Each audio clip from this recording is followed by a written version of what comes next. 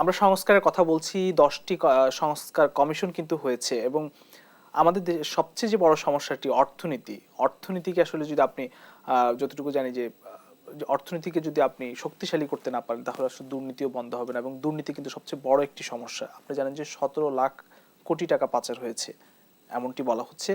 দুর্নীতি কি বন্ধ করতে পারবে বিএনপি যদি ক্ষমতায় আসে?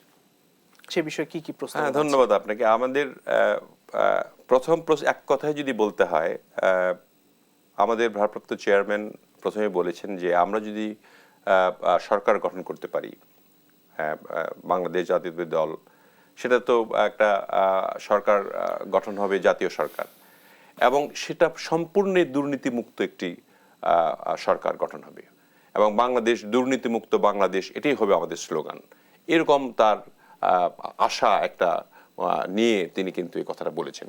এবং এই অর্থনৈতিক সংকট, গণতন্ত্রের সংকট, মানবাধিকারের যে সংকট, আপনার সুশাসনের যে ব্যবস্থা, তারপর আপনার আন্তর্জাতিক যে অবস্থার উন্নতি ঘটানো এবং ভবিষ্যৎ পথগুলি কী হবে, সেগুলি কিন্তু যেগুলি বিগত পতিত সরকার নষ্ট করে গিয়েছিল সেগুলি পুনরুদ্ধারের জন্য তিনি কিন্তু একটা বার্তা দিয়েছেন এবং আমরাও প্রস্তুত রয়েছি। এই সরকারও কিন্তু অন্তর্বর্তীকালীন সরকারের প্রধান যিনি আছেন তার যে একটা পরিচিতি সারা বিশ্বে রয়েছে, তিনিও কিন্তু আমাদেরকে সাহায্য করতে পারেন এমনকি নির্বাচনের পরেও এই বাংলাদেশকে ঠিক রাখার জন্য। এখন আপনি বলেছেন যে কথাটা যে আমরা কি পারবো কিনা।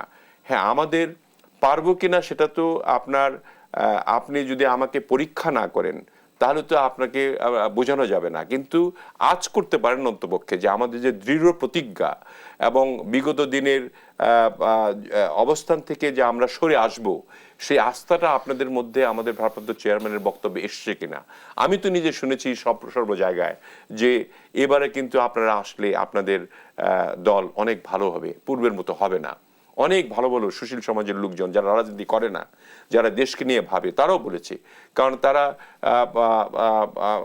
ভারপ্রাপ্ত চেয়ারম্যান জনাব তারেক রহমানের বক্তব্যে তারা আশান্বিত যে একটা দুর্নীতিমুক্ত দেশ হবে, একটি সবার জন্য অবাধ স্বাধীনতা থাকবে, মুক্ত একটি বাংলাদেশ থাকবে, মানুষের এমনকি তিনি অর্থনৈতিক মুক্তির জন্য প্রত্যেকটি জেলায়, প্রত্যেকটি উপজেলায় যেখানে যেখানে সম্ভাবনাময় ক্রপস রয়েছে সেগুলি দিয়ে কিভাবে সেখানে ইন্ডাস্ট্রি করা যায়, সেখান থেকে এক্সপোর্ট কিভাবে করা যায়, সেগুলো নিয়ে কিন্তু বিশদ আলোচনা তিনি করছেন।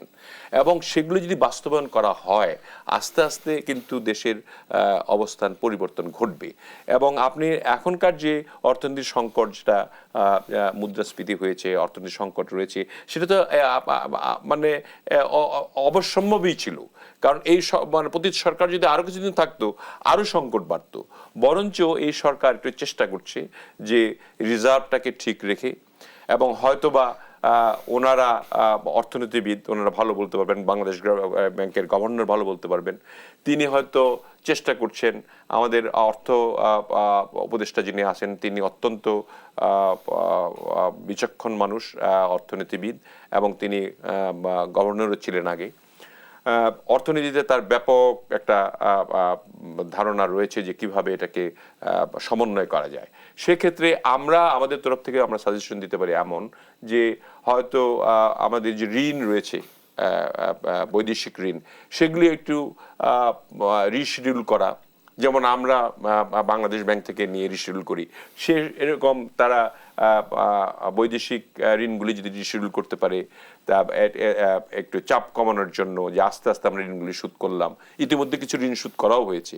IMF এর সঙ্গে একটু কথা বলা, যেহেতু ডক্টর ইউনূস রয়েছে তিনি একটু ওয়ার্ল্ড ব্যাংকে বলা, আমেরিকান সহযোগিতা কিছু নেওয়া, তারপরে আমাদের গার্মেন্টসটাকে স্টেবল করে এক্সপোর্টগুলি বাড়ানো। শুধু গার্মেন্টস নয়, আমাদের যে ক্ষুদ্র ক্ষুদ্র কিছু শিল্প যেগুলি আমাদের ভারপ্রাপ্ত চেয়ারম্যান সাহেব বলেছেন, সেগুলি থেকে আমরা এক্সপোর্ট করা, এক্সপোর্ট ওরিয়েন্টেড বিষয়গুলি বেশি করে লক্ষ্য করে কাজ করা, এগুলি যদি করা হয় তাহলে অর্থনৈতিক মুক্তি খুব বেশি দিন লাগবে না আসতে, আমার মনে হয়।